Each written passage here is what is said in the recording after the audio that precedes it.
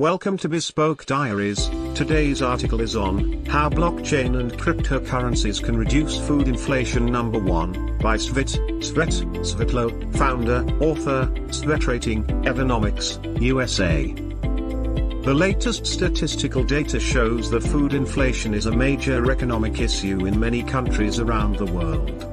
In some countries, such as Venezuela, Lebanon, and Zimbabwe, food inflation has reached staggering levels.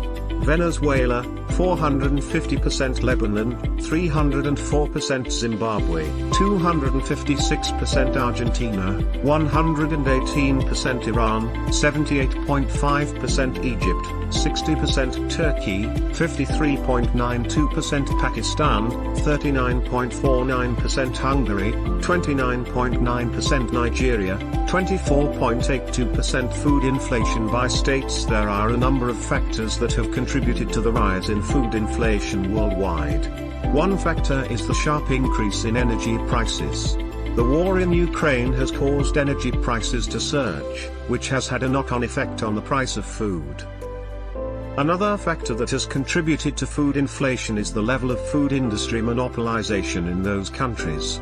In countries where a few large companies control a significant share of the market, these companies have a great deal of power over prices. They can use their market power to keep prices high, even when costs are rising. Let's look at each of those states. Venezuela. Based on reports from the United Nations, the level of food industry monopolization in Venezuela is high. A few large companies control a significant share of the market, particularly in the wheat, sugar, and dairy sectors. Under the socialist regime in Venezuela, the country's economy underwent significant changes. The government implemented policies aimed at wealth redistribution and reducing income inequality. This included nationalizing key industries, implementing price controls, and increasing government control over economic activities. In terms of the local food industry, the Venezuelan government aimed to achieve food sovereignty and reduce dependency on imports. As part of this effort, the government took control of large sectors of the food production and distribution chain. State-owned companies were established to oversee various aspects of the industry, including production, processing, distribution, and retail. However, despite the intentions, the level of monopolization in the local food industry increased significantly.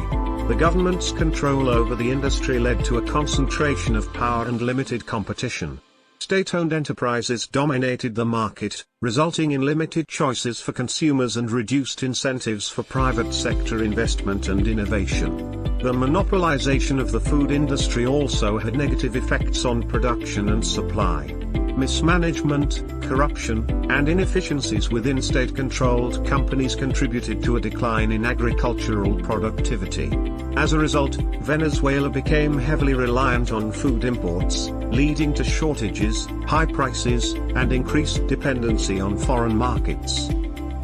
Additionally, price controls implemented by the government distorted market dynamics and discouraged domestic food production. Producers faced difficulties in covering production costs, leading to reduced output and scarcity of essential food items. Overall, the socialist regime in Venezuela led to a high level of monopolization in the local food industry, characterized by state control, limited competition, and a decline in productivity. These factors contributed to food shortages, high prices, and a heavy reliance on imports, exacerbating the economic challenges faced by the country.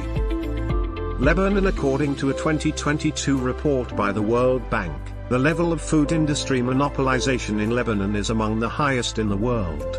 The report found that a small number of companies control a significant share of the market in key food sectors, such as wheat, sugar, and dairy. Lebanon's economy was centrally planned under the socialist regime, which meant that the government controlled most aspects of the economy, including production, distribution, and pricing. This led to a high level of monopolization in the food industry, as a few large companies controlled a significant share of the market.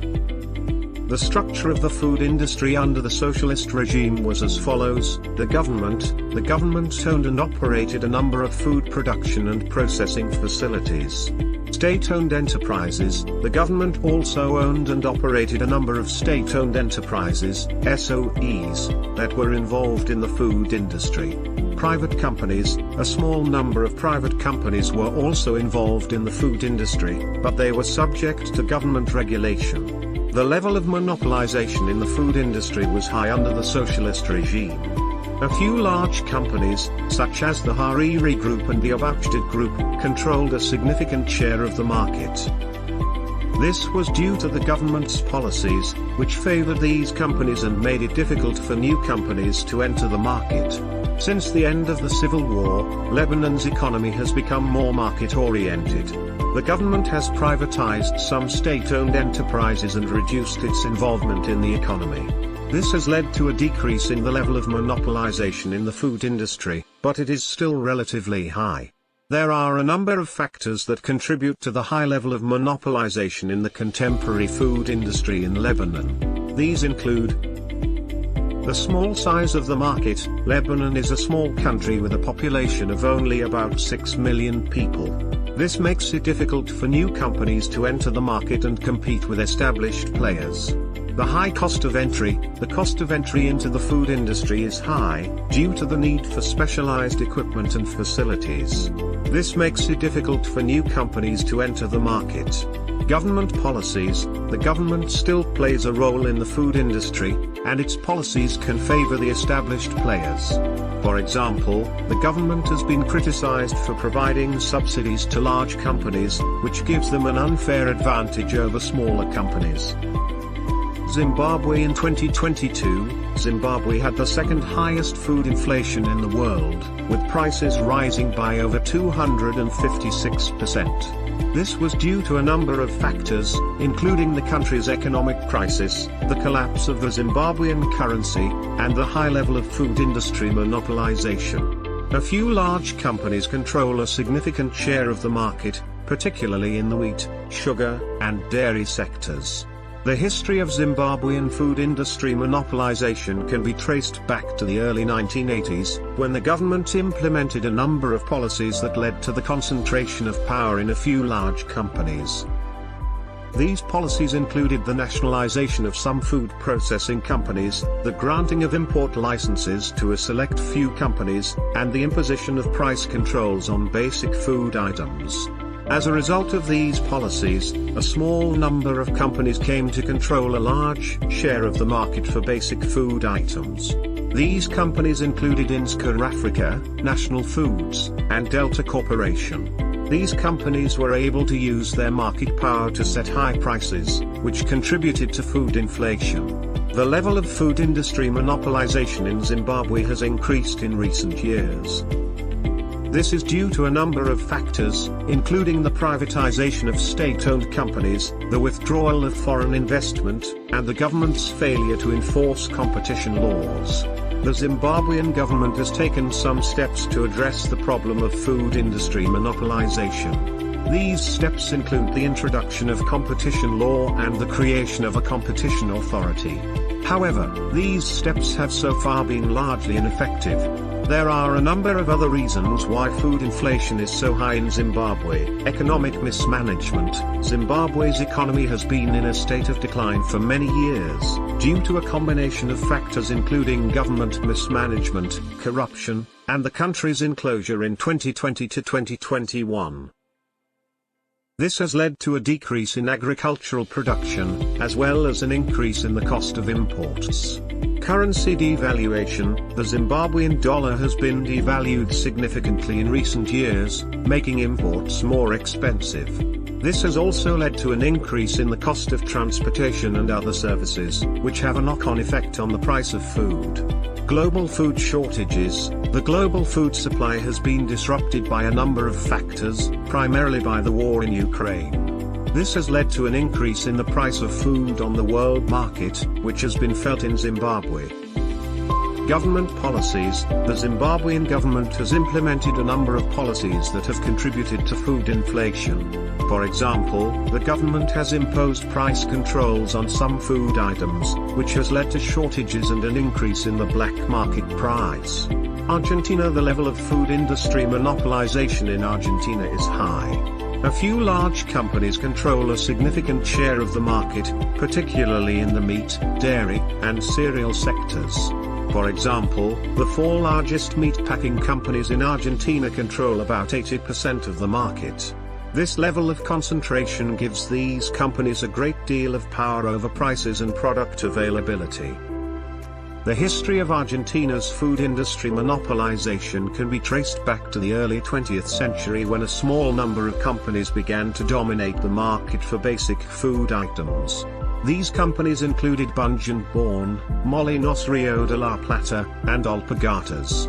These companies were able to use their market power to set high prices, which contributed to food inflation. The level of food industry monopolization in Argentina increased in the 1970s and 1980s, as the government implemented a number of policies that favored large companies.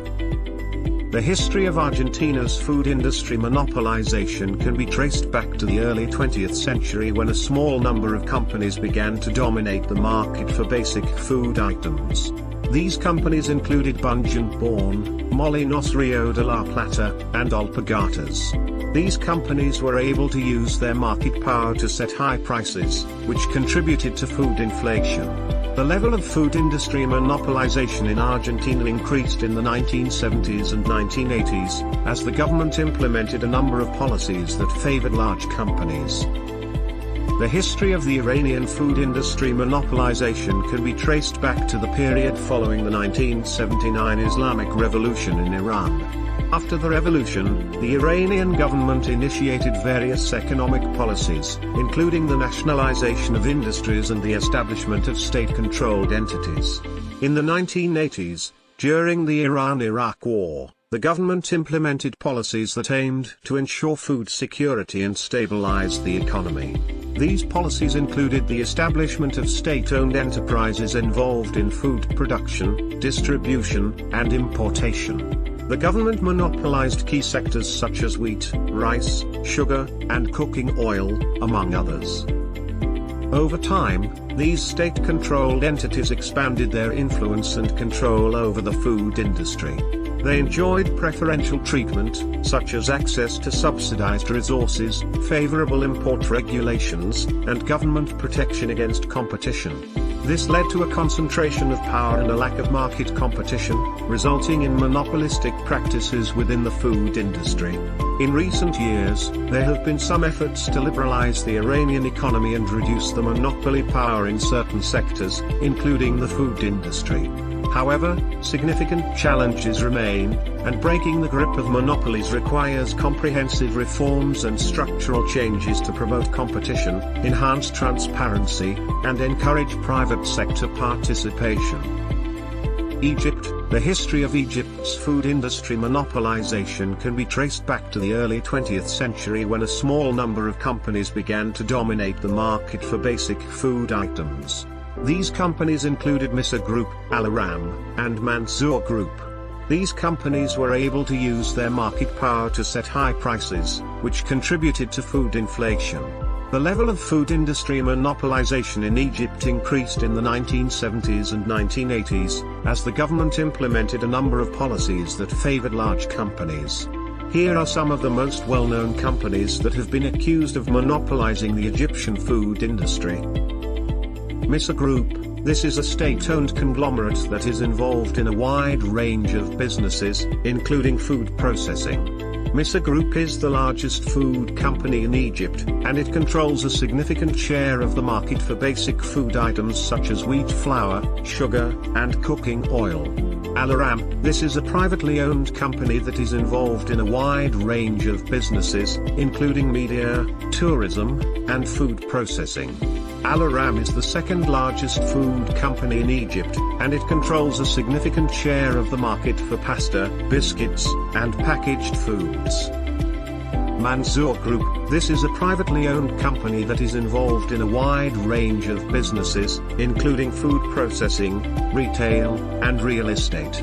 Mansour Group is the third largest food company in Egypt, and it controls a significant share of the market for dairy products, juices, and canned foods. Other dominant companies in the Egyptian food industry include Clover Food Industries, This company is the largest dairy company in Egypt. It produces a range of dairy products, including milk, cheese, and yogurt.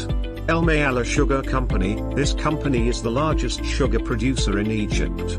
It also produces a range of other food products, including molasses and syrup. Al Nasser Food Industries. This company is one of the leading producers of pasta, semolina, and bulgur in Egypt. It also produces a range of other food products, including canned vegetables and fruits. Afia Food Industries. This company is one of the leading producers of edible oils, tomato paste, and canned food in Egypt. It also produces a range of other food products, including pickles and jams. These companies control a significant share of the Egyptian food market. This gives them a great deal of power over prices and product availability. As a result, consumers in Egypt often have to pay higher prices for food than they would if there was more competition in the market. Additionally, the lack of competition can lead to less choice and innovation in the market. Thank you for your time. Don't forget to like, subscribe and share. Do leave your thoughts in the comments section below. For similar type of article, please reach us at contact@thebespokediaries.com, or you can visit our website www.thebespokediaries.com.